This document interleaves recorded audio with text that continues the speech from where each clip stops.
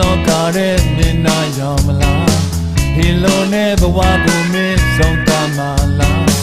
လူညီလုံးကြိုက်ခွေသွားဇာလိုက်ခေါ်သလားလူညီတဲ့ငါကိုတော့ဝဲစားရလားမဲနဲ့တိုင်းငါကိုလားပြမတော်နဲ့ပြောနေတဲ့စကားတွေအကြောင်းကြလုံးရိုးသွားပြီးရှိပဲငါကိုလားငါမလုံးနဲ့ပြောနေတဲ့စကားတွေကိုရုပ်သိမ်းဟောငါကိုဝဲစားလို့ပြော